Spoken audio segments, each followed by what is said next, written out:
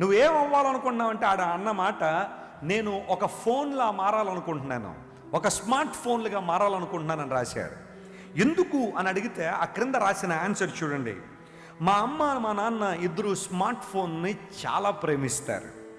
వాళ్ళు చాలా కేర్గా ఆ ఫోన్ని చూసుకుంటారు, చాలా శ్రద్ధగా ఇష్టంగా దాన్ని చూసుకుంటారు నాకన్నా ఎక్కువగా.